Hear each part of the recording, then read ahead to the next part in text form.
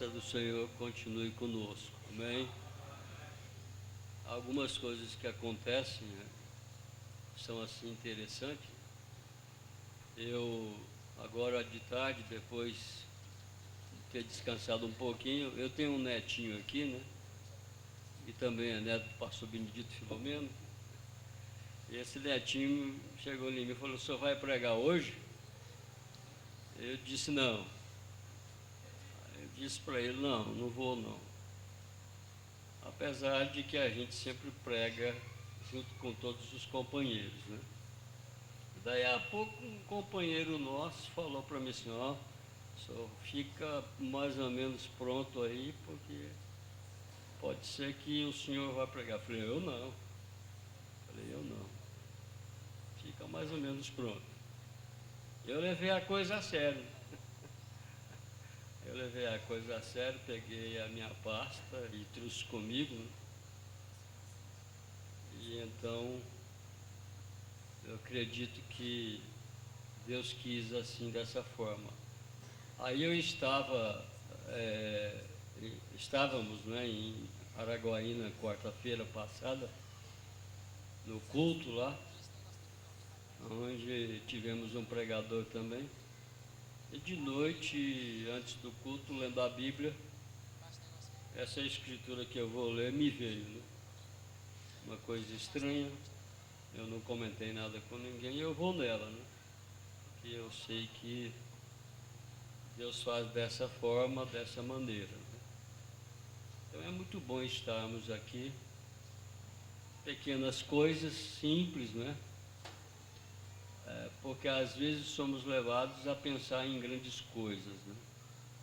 Mas o irmão Brana fala que para os apóstolos um pequeno sinal para eles era tudo, né? E é nisso que nós devemos nos firmarmos, né? Eu preferia que qualquer um dos outros companheiros aqui pregasse, né? A gente às vezes vem no encontro sem essa intenção, sabendo que qualquer coisa que a gente, ou atitude que a gente tomar, né, em relação a vir no encontro, ficar quieto e tal, Deus está vendo. Eu tinha pensado nisso, mas aí Deus chama a gente à responsabilidade, né? Eu creio que isso é muito bom, a gente poder saber que Deus nos guia, que Deus nos dirige, que Deus nos abençoa, né? Então estejamos certos de que nessa noite Deus nos abençoará com a sua palavra. Vamos então ficar em pé para nós lermos, né? Segundo Samuel, capítulo 21, verso 15 até o 17. Depois tem um hino, né? Tem um hino. As irmãs cantarão, né? Mantaís e Geislane. Geislane, né? É um nome difícil de falar, né? Geislane, né? Muito bem. Verso 15. Tiveram mais os filisteus uma peleja contra Israel, e desceu Davi, e com ele os seus servos, e tanto pelejaram contra os filisteus que Davi se cansou. E Isbi-Benob, que era dos filhos dos gigantes, e o peso de cuja lança tinha 300 ciclos de cobre, e que cingia uma espada nova, este intentou ferir Davi. Porém Abisai, filho de Zeruia, o socorreu, e feriu o filisteu e o matou. Então os homens de Davi lhe juraram, dizendo: nunca mais sairás conosco à peleja, para que não apagues a lâmpada de Israel. Amém. Assentai-vos. Vamos ouvir o hino que será cantado.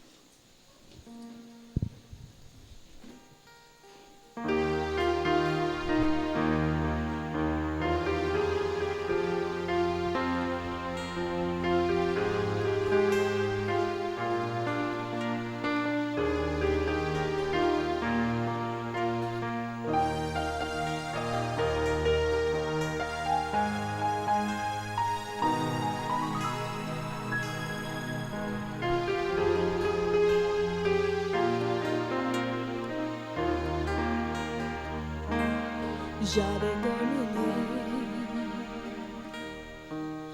que a vitória é minha, ninguém vai tomar.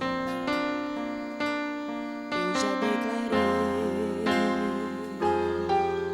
que na minha vida bênçãos sempre vão estar.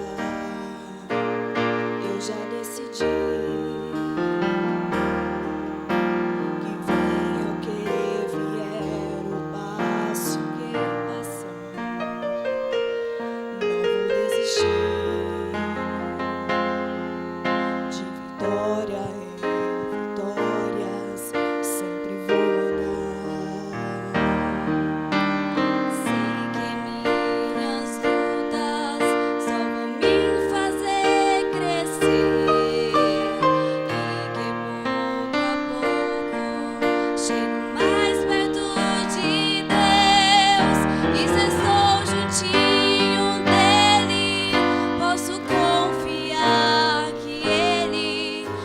Trazer minha vitória outra vez. Eu estou na bênção e na bênção vou ficar. Quando a gente está na bênção, nada pode segurar. Eu estou na bênção, ninguém vai tirar de mim. Jesus já conquistou pra mim.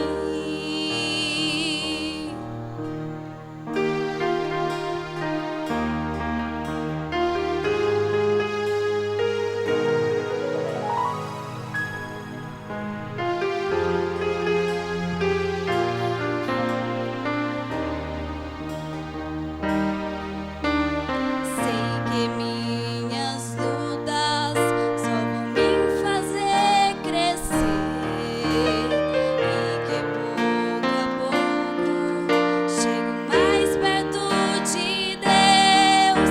E se estou juntinho dele, posso confiar que ele vai trazer minha vitória outra vez.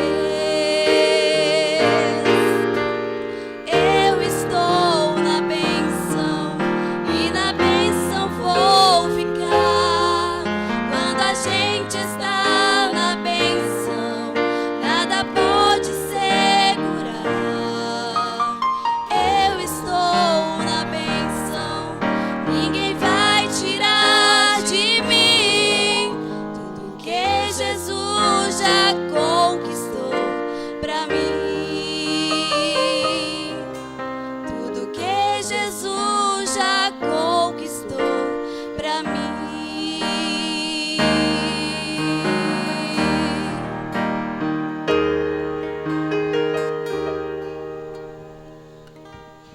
Amém, graças a Deus. Maravilhoso, né? Deus continue abençoando as irmãs. Vamos orar. Amado Deus, Pai Celestial, nós estamos aqui. Nós estamos aqui para um bom propósito. E porque estamos aqui, nós sabemos também que o Senhor está aqui. Pois o Senhor prometeu estar conosco. Onde houverem 2 ou 3 reunidos em teu nome, o Senhor disse que estaria ali. Agora, ó Pai, queremos pedir ao Senhor que venha nos abençoar. A tua palavra vai ser exposta, ela será falada. E cada coração possa receber dentro de sua alma aquilo que os seus ouvidos vão ouvir. Senhor, tenhas misericórdia de nós, para que todos saiam daqui repletos das bênçãos do Senhor, mais do que nunca cientes de que eles são vencedores. Toma, ó Deus, então esta hora e abençoe para todos nós aqui. Ajuda-nos, ó Deus, pois todos nós precisamos do Senhor. Humildemente nós te pedimos, em nome de Jesus Cristo. Amém. Amém.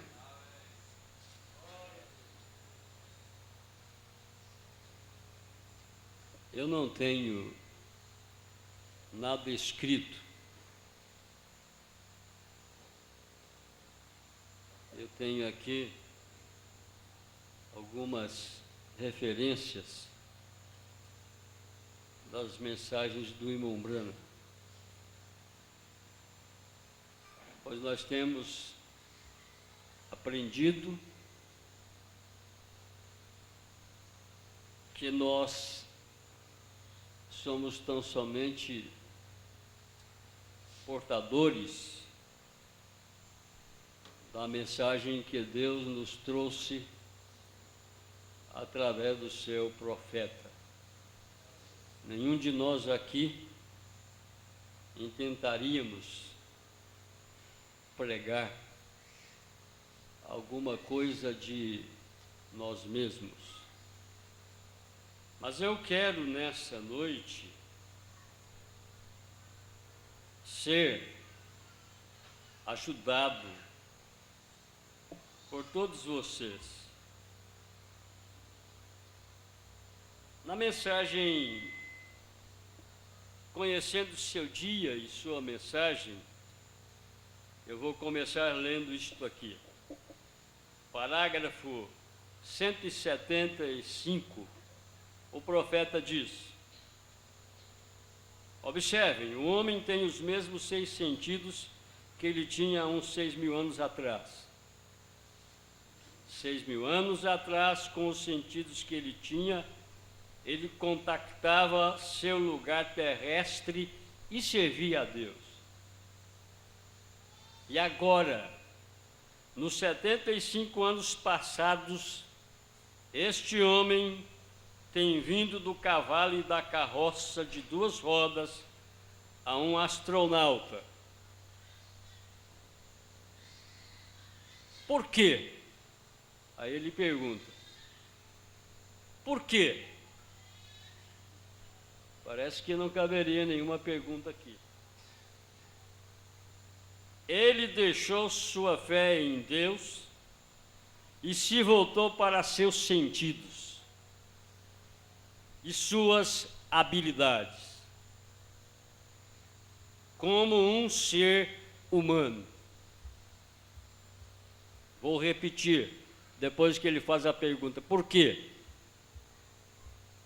Ele deixou sua fé em Deus e se voltou para seus sentidos e suas habilidades como um ser humano. Vocês observaram isto? Outra pergunta.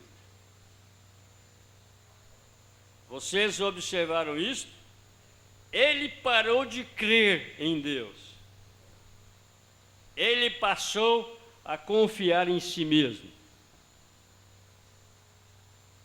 Agora eu vou fechar essa mensagem. Não preciso comentar nada. Agora eu vou voltar ao meu texto.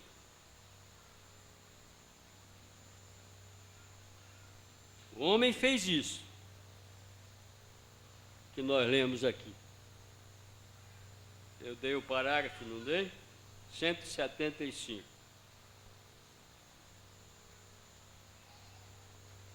Tiveram mais os filisteus uma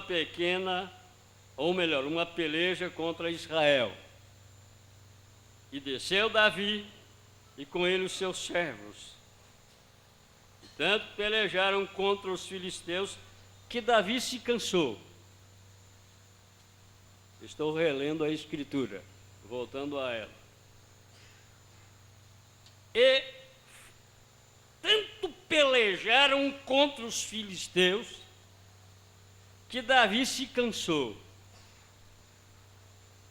Todos nós sabemos quem foi Davi. Eu não preciso pregar a respeito de Davi, falar a respeito dele, do que ele fez, como foi que ele chegou a ser rei em Israel, como foi que ele recebeu uma unção através de um profeta para ser rei em Israel. E tanto pelejaram contra os filisteus que Davi se cansou. Observe só. É Isbi-Benob, que era dos filhos dos gigantes.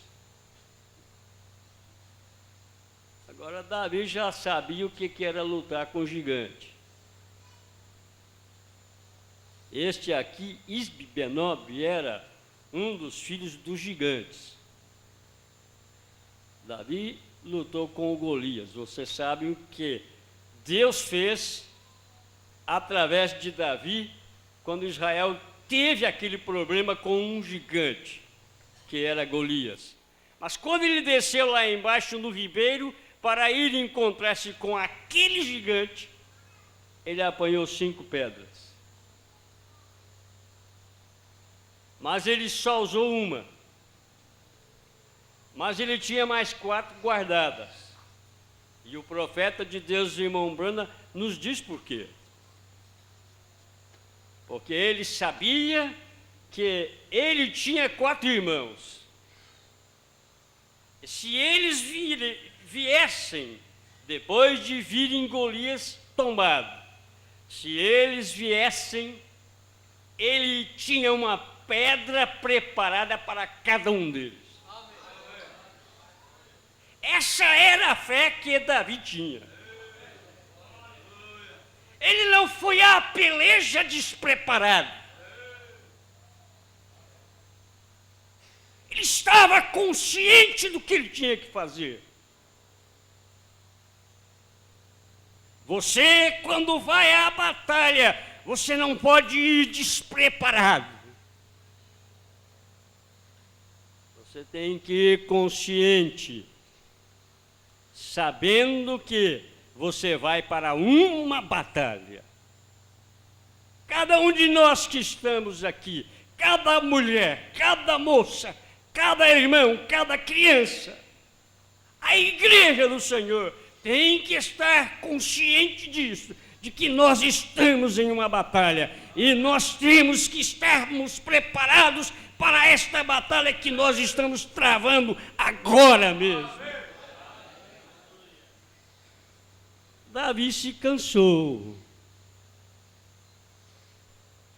Isbi-Benob, que era dos filhos dos gigantes, e o peso de cuja lança tinha 300 ciclos de cobre, e que cingia uma espada nova, este intentou ferir Davi, o mesmo que tinha tombado o Golias. Ele estava cansado. Há momentos na batalha que você se cansa. E Davi estava cansado.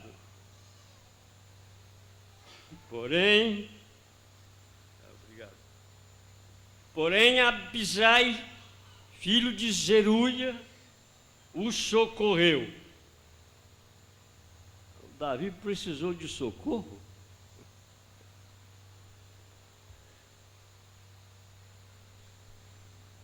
Certamente Abisai, que não é muito mencionado por nós pregadores, estava atento,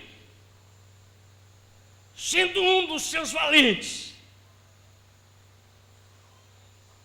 Ele não estava ali desapercebido, porque era uma batalha. Como nós não podemos ficarmos desapercebidos na batalha que estamos, como que aéreamente. Não podemos estarmos desapercebidos o que é que Deus está fazendo em encontros como este. E você não pode vir aqui simplesmente como se fosse um quadro de um fogo pintado na parede que não pode aquecer ninguém. Você tem que vir aqui na disposição de estar atento, porque na batalha em que você se encontra, você tem que estar realmente pronto para fazer algo quando você é chamado a fazer.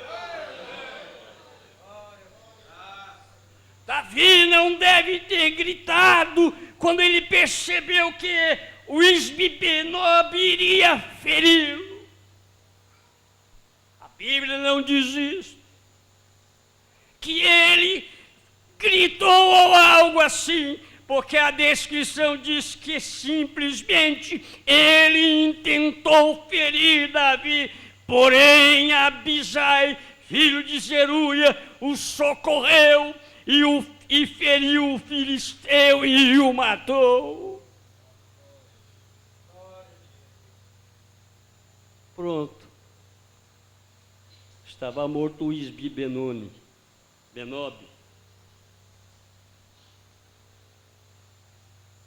Morto em terra, caído em terra. Morto por um dos valentes de Davi. Davi tinha valentes.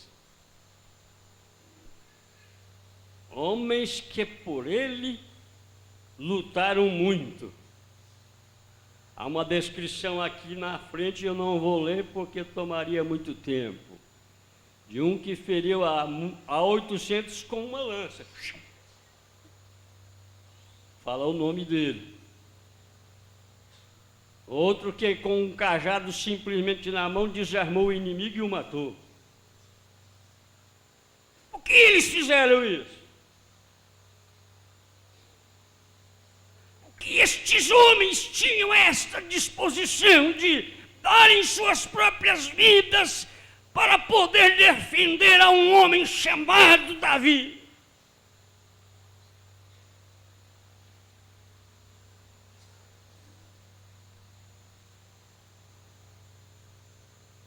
Eles não eram os únicos que Davi tinha. Ali menciona 37 deles, um dos quais era o próprio Urias, o Eteu. Mas por que eles faziam isso? Porque Davi não era um simples homem. Porque olha o que diz a Escritura aqui, ó. Então os homens de Davi, agora aqui eram todos eles. Então os homens de Davi lhe juraram, dizendo: nunca mais sairás à peleja, para que não apagues a lâmpada de Israel. A lâmpada de Israel não podia ser apagada. E eles sabiam que havia uma unção especial em Davi. E que se eles, como homens valentes que eram, podiam fazer coisas tremendas, matarem homens com uma lança só, como eu mencionei. Um brandiu sua lança e jogou-a e matou 300 de uma vez. Eles sabiam que eles faziam aquilo por causa da lâmpada que havia em Israel. Eles sabiam que aquela lâmpada era a garantia que eles tinham de que eles seriam vitoriosos e que não haveria nenhum embaraço que poderia fazer com que eles parassem nas suas pelejas. Eles sabiam que enquanto eles se mantivessem no seu caminho do dever, sendo fiéis e leais a Deus, eles conseguiriam derrotar qualquer que fosse o inimigo. Eles estavam conscientes de que eles tinham em Israel uma lâmpada.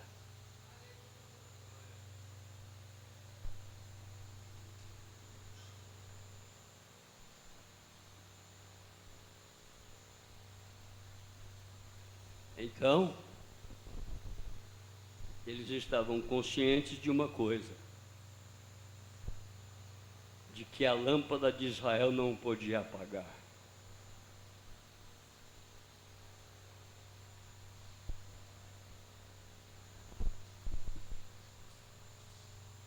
Peguei a mensagem certa.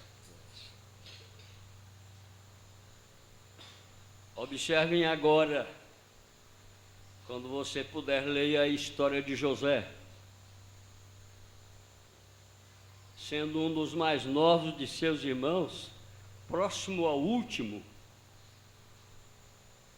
a mente espiritual captará isso nesse instante.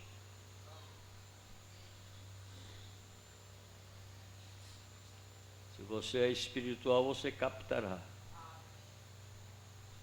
E você verá uma coisa, que se eles lá no Velho Testamento, estando debaixo do pacto que eles estavam, que não é o pacto sobre o qual nós estamos agora, se eles tinham essa consciência de que eles tinham que realmente proteger a lâmpada de Israel, hoje tem que ser a mesma coisa. Então não deixe apagar a lâmpada do Senhor. Mas quem é essa lâmpada do Senhor? Aí você poderia perguntar. A lâmpada do Senhor lá era Davi. Mas hoje quem é a lâmpada do Senhor? Você já sabe quem é. Você já tem a resposta de quem é a lâmpada do Senhor hoje. Você já sabe quem é a lâmpada do Senhor, quem é a lâmpada de Israel hoje. E você tem que lutar sabendo de uma coisa, de que você não pode deixar esta lâmpada se apagar.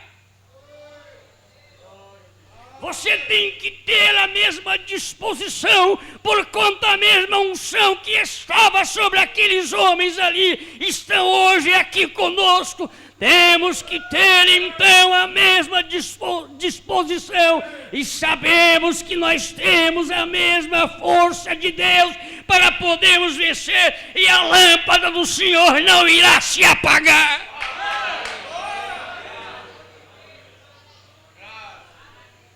Deus acendeu uma lâmpada aqui, nesta era em que estamos vivendo, e esta lâmpada é você.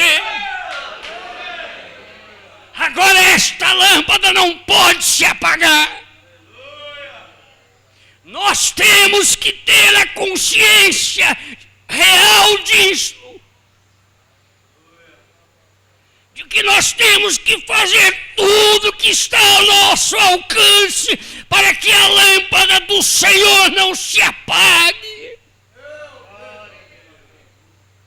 Porque você quer ver algo aqui, eu vou ler um pouquinho. A mente espiritual captará isso nesse instante. Ele não era o último filho, Benjamim, mas ele não era o último filho, Benjamim era. Mas na excomunhão, observe, José e Benjamim eram irmãos de puro sangue.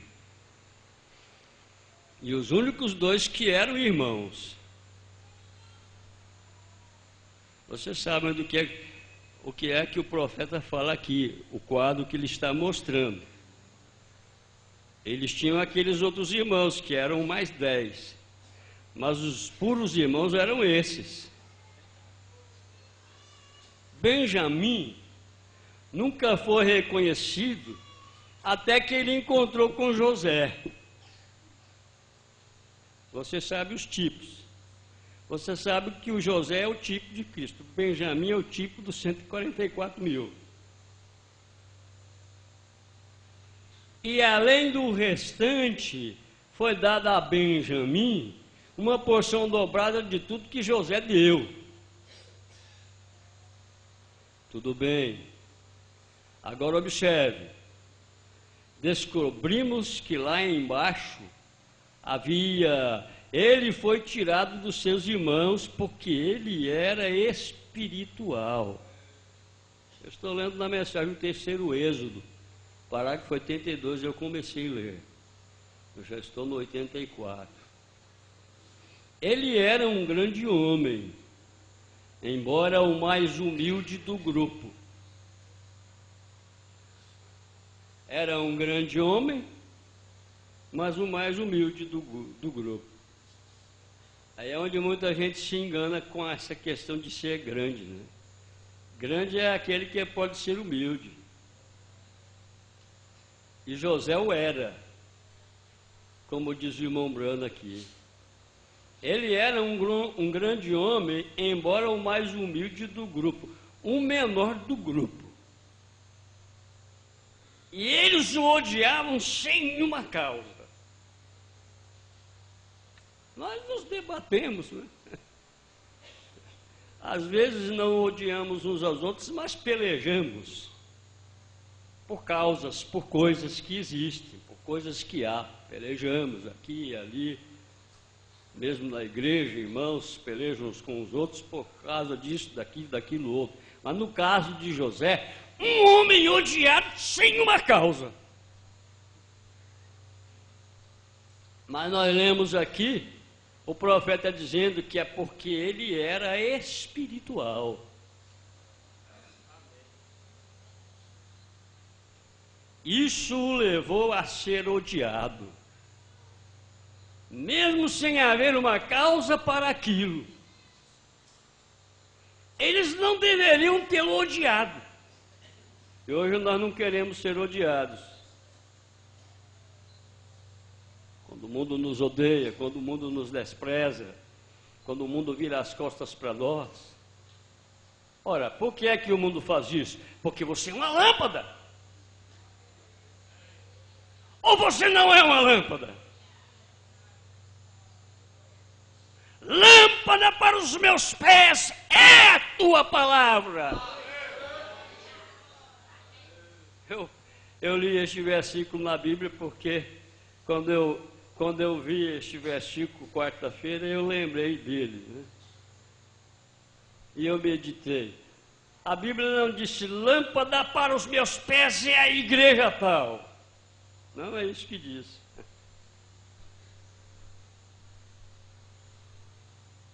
Mas o salmista disse assim. É o salmista quem disse. Lâmpada para os meus pés é a tua palavra. E luz. Para quê? E luz. Conhece o versículo? E luz para os meus caminhos. Isto então te faz realmente se manter na sua posição, se você realmente tem sido chamado e tem alcançado de Deus esta graça, para saber que você então é a luz do Senhor hoje.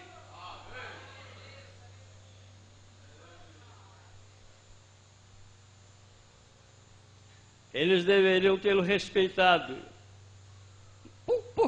Por que eles o odiaram? Porque ele era um irmão. Não exatamente isto. Não exatamente isto. Eles o odiavam porque Deus tratava com ele mais do que ele tratava com o restante deles.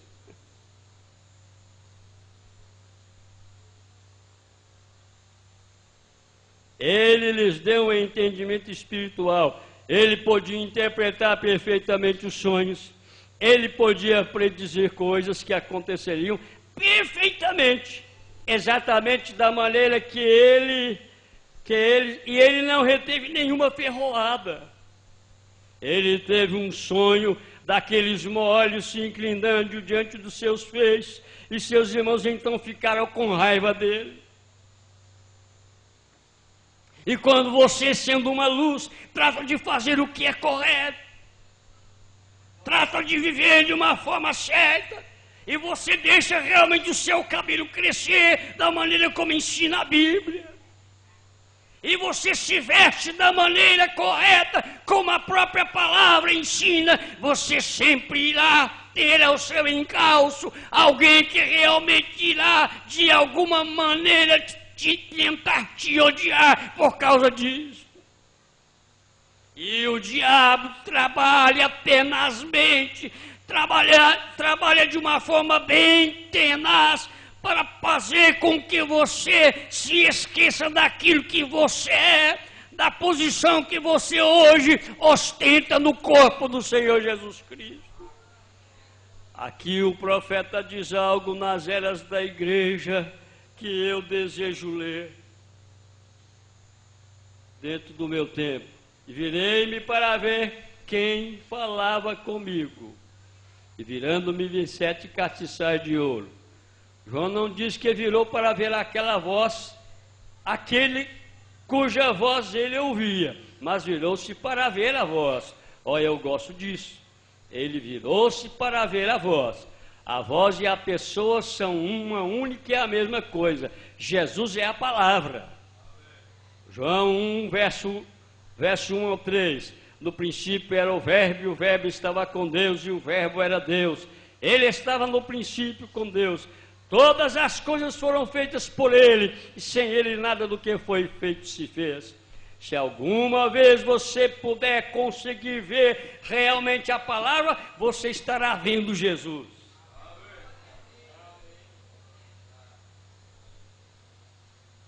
Se você puder ver a palavra, realmente você estará vendo Jesus. Quando João se virou, viu 7 castiçais de ouro. Eles na realidade eram candeeiros. E de acordo com o verso 20, eles são as 7 igrejas. Os 7 castiçais que viste são as 7 igrejas. Para representar as igrejas, dificilmente poderiam ser velas. Ou você é uma vela? Para representar as igrejas, não poderiam ser velas. Davi não era uma vela. E eles disseram para ele, jurando, nunca mais irás à peleja, para que não se apague a lâmpada de Israel. Agora aquela lâmpada hoje não está confinada em um homem. Você já sabe disso. Uma vela queima apenas por algum tempo e depois se extingue. Mas a lâmpada não pode se apagar. Ela não se apaga. E você vai ver por que ela não se apaga. Mas se é uma vela, vai morrer. Alguns têm morrido e pensavam que era uma lâmpada. E no final das contas, em meio aos embates e às batalhas, eles foram feridos em algum lugar no caminho e então morreram porque eram simplesmente uma vela. Não puderam permanecer na fé, em obediência à palavra de Deus para esse tempo que vivemos. Ela não existiria mais. Porém, os candeeiros possuem uma qualidade duradoura não encontrada em velas. Se você quiser obter um belo quadro do candeeiro, leia a respeito dele em Zacarias 4, de 1 a 6. E tornou o anjo que falava comigo e me despertou, como a um homem que é despertado do seu sono. Ele me disse, que vês? E eu disse, olho, e eis um castiçal todo de ouro e um vaso de azeite no cimo com suas 7 lâmpadas. E cada lâmpada posta no cimo tinha 7 canudos, e por cima dele 2 oliveiras, uma à direita do vaso de azeite e outra à esquerda. E falei e disse ao anjo que falava comigo, dizendo, Senhor meu, que é isto? Então respondeu o anjo que falava comigo e me disse, não sabes tu o que é isto? E eu disse, não, Senhor meu. E respondeu, e me falou dizendo, esta é a palavra do Senhor a Zorobabel, dizendo, não por força, nem por violência, mas pelo meu Espírito, diz o Senhor dos Exércitos. Esta é a maneira que isto opera em nós. Através da mansidão clara e poderosa do derramar do Espírito Santo em nossas vidas. Somente assim, e trazendo para nós a docilidade do Cordeiro, é que nós podemos mantermos as nossas luzes acesas. Aqui está outro candeeiro de ouro puro, é a página 35. Ele está queimando brilhantemente, porque tem abundância de azeite que obtém das duas oliveiras que estão em cada lado. As duas árvores representam o Velho e o Novo Testamento, e o azeite evidentemente tipifica o Espírito Santo, que só Ele pode dar a luz de Deus às pessoas.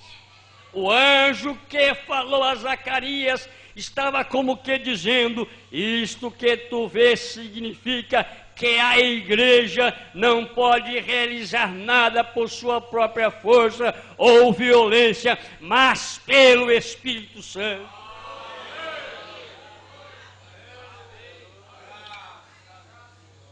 Agora examine este candeeiro. Você notará que ele tem um grande vaso, ou reservatório, que fica no centro dos 7 braços que saem dele. Este vaso está cheio de azeite de oliva, que flui através de 7 pavios que estão colocados nos 7 braços.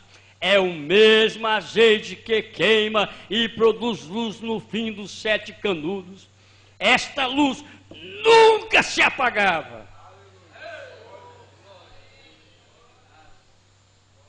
Exemplos lá de trás do Velho Testamento.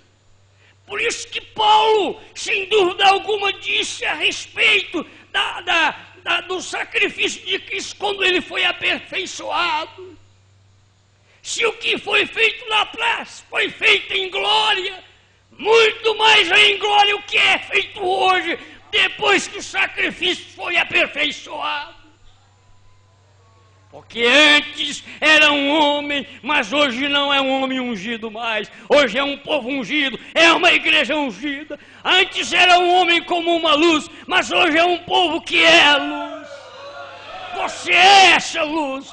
E essa luz não pode se apagar de forma alguma. Então, enquanto nós estivermos aqui na batalha, você tem que manter a espada em punho. Não é hora de guardar a espada, não é hora de embanhar a espada, não, é hora de você manter ela em punho, porque de repente o inimigo vem e você tem ela então em suas mãos para poder derrotá-lo. E nessa noite você pode derrotar qualquer que seja o inimigo que você tem, se é que você ainda o tem. E o maior inimigo que nós temos que lutarmos contra ele todos os dias somos nós mesmos. Por isso nós temos que ter este azeite dourado do Espírito Santo, porque somente assim nós estaremos aptos e prontos para podermos ser arrebatados. Não há necessidade que eu leia mais aqui, mas eu quero agora falar um pouquinho sobre algo que o profeta irmão Branham disse.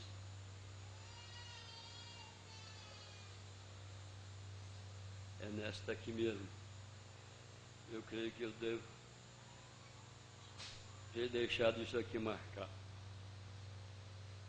A mente espiritual pode olhar para o Egito. O Egito é o mundo. E ver aquela perseguição aumentar.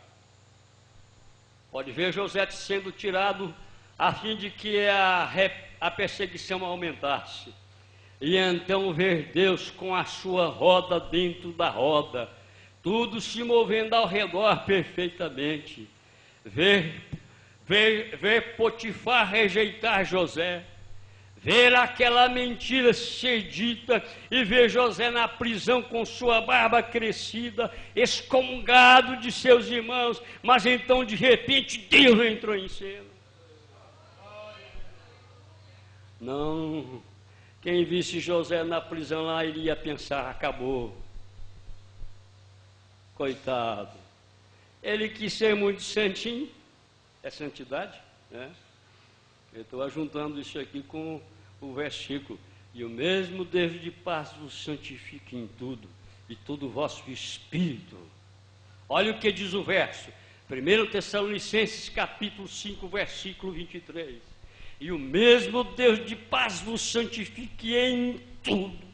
A luz não pode apagar. A luz tem que continuar ardendo. Você tem que ter a garantia de que este Espírito Santo você o tem recebido e que ele tem feito com que você permaneça de pé, atendendo àquilo que a Bíblia diz. E o mesmo Deus de paz vos santifique em tudo, e todo o vosso espírito é alma e corpo. Isto é o que nós somos. É aí onde Deus está.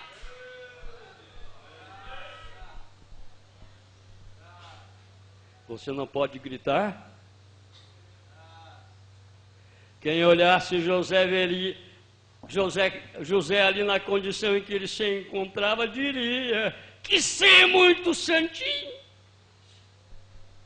Agora está lá, no meio de homens perigosos, com a sua barba crescida, como diz o irmão Bruno aqui, como desacabado. Mas algo dentro de José sabia que um dia algo iria acontecer.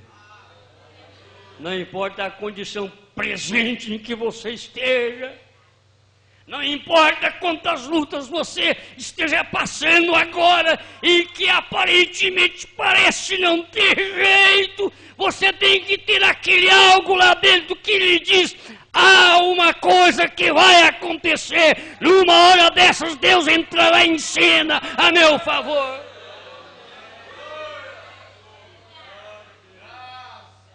Aí você pode continuar vendo a roda dentro da roda se movendo, como podemos ver aquela roda dentro da roda se movendo, o grande plano de Deus movendo tudo até este êxodo, até este tempo, quando ele chamaria o seu povo de volta para a terra, novamente, de volta ao lugar em sua posição, de volta ao lugar em posição, onde ele pudesse abençoá-los e colocar no meio deles. Que coisa maravilhosa é quando você lê no Apocalipse, ali é onde está escrito que ele andava no meio dos 7 castiçais de ouro. E é isso que ele tem feito através das eras. O nosso Deus Todo-Poderoso tem feito isto. Ele tem andado no meio dos 7 castiçais de ouro. A sua igreja, ele sabe do que é que você precisa. Ele vê cada uma de suas lágrimas. Ele vê aquela hora em que você está sozinho, ali no canto sofrendo. Ele é aquele que está atento para te atender. Se você é uma luz que realmente está brilhando agora mesmo, acesa, isto nunca se apagará. Mas veja só o que o profeta diz aqui. Eu deixei algumas coisas para ali. Você nunca toca em tudo, né? Você pensa que está ali com tudo isso, aí pensa, isso aqui parece que não vai dar. Chega aqui, não deu para você fazer tudo, né? Mas o Espírito Santo está fazendo aquilo que tinha que ser feito. Diz o irmão Bruno aqui, nas Eras da Igreja, página 306, na mensagem da Era de Laodiceia, ele diz assim: uma breve consideração da história da Igreja provará quão exato é este pensamento. Na tenebrosa Idade Média, a palavra esteve quase inteiramente fora do alcance das pessoas. Mas Deus Deus enviou Lutero com a palavra. Por quê? Porque a lâmpada não podia apagar. A lâmpada não podia apagar. Aquele pequeno homem ali sabia que a lâmpada de Israel não podia apagar. E se dependesse dele, não iria apagar. E se depender de nós, a lâmpada do Senhor não se apagará. Se depender de cada um de nós, a lâmpada que Deus levantou nesta nação não irá se apagar. Ele sabia, aquele filho de Zeruia chamado Abisai, sabia, e eles tinham a consciência: se depender de mim, eu dou a minha vida, mas então a luz de Israel não vai se apagar. Você tem que ter essa disposição, irmã. Você tem que deixar que essa palavra penetre em sua alma e tire de você tudo aquilo que te impede, que te atrapalha, como disse o profeta irmão Brana, e deixar que a palavra tire de você cada faísca do mundo. Só o fato de nós pensarmos que ele está no meio dos 7 castiçais ali, conhecendo estas coisas. Diz o irmão Bruno aqui na sequência da minha leitura: os luteranos falaram por Deus naquele tempo.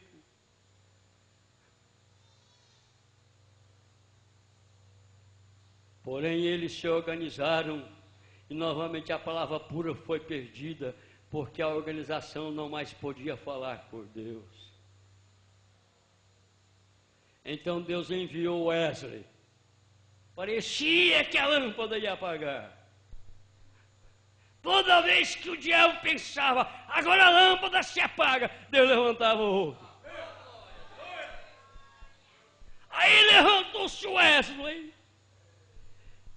Diz o irmão Branham, então Deus enviou Wesley e ele era a voz com a palavra em seu dia. As pessoas que receberam sua revelação de Deus tornaram-se cartas vivas, lidas e conhecidas por todos os homens de sua geração. Em outras palavras, eles se tornaram uma luz acesa e não se apagaram nunca mais. Agora Deus, conhecendo a condição desta hora em que estamos vivendo e desta era caótica que é a era de Laodiceia, Ele prometeu que Ele iria nos enviar um profeta e que o Espírito Santo, através dele, iria falar a sua palavra na unção do Espírito Santo, para não permitir que a sua palavra fosse completamente extinguida, e a palavra de Deus e a lâmpada do Senhor não se apagou.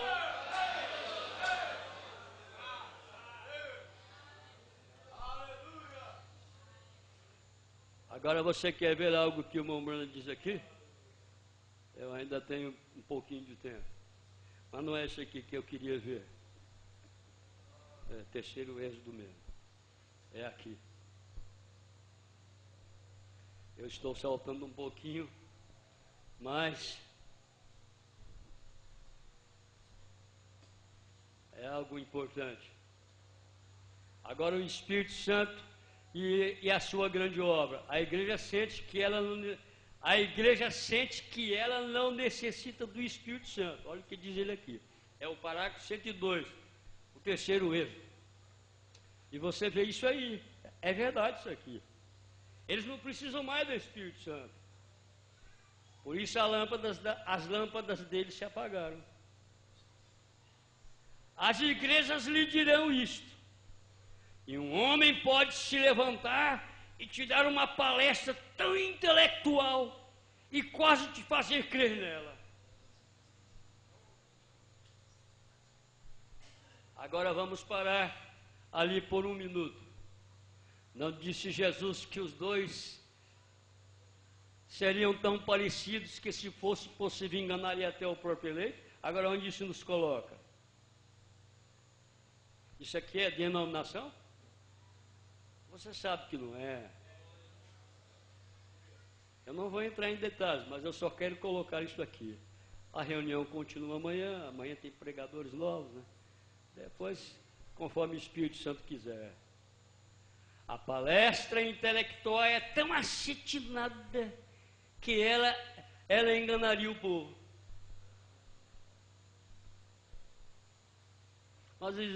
Mas eles dizem que eles iriam crer num Jesus tão humilde como ele era, que misturava com as pessoas mais simples que havia, que para levantar um ministério chamou a pior classe de pessoas que havia. Era um que não sabia ler e nem escrever o nome dele. Era um que era coletor de impostos e que talvez na função do seu serviço fazia coisas erradas lá. Homens simples, homens iletrados, pescadores, carpinteiros, como se ousa dizer, da classe mais baixa, de acordo com o que a sociedade diz. Como queriam crer nele?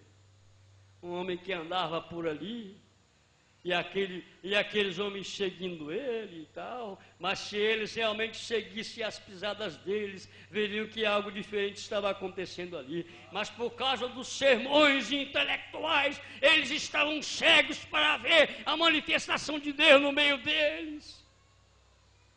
É o Evangelho, é o homem que pode segurar aquela palavra de tal forma que ela quase que poderia fazer qualquer pessoa intelectual. Se você está apenas confiando no intelectual, eles condenam o Espírito Santo e tomam o caminho do homem. Nós vemos isto. E agora esta é a mesma coisa que eles pensaram a respeito de José, e eles se livraram dele. Meus irmãos, eles não se livraram de nós ainda, porque não chegou a hora. Deus não silenciou uma voz no Brasil ainda, porque não é hora ainda. Mas se eles pudessem, eles teriam silenciado. Mas a lâmpada do Senhor não pode ser apagada. Ela não pode ser apagada, ela continua. O Evangelho de Jesus Cristo está mais vivo do que nunca. Você pensa em grandes coisas, tire isso de sua cabeça, porque não é isso. Esta é a hora em que a coisa realmente se tornará mais pequena, e mais pequena, e somente os mais pequenos e mais humildes é que permanecerão, porque somente eles terão a condição real e verdadeira de manter as suas luzes acesas.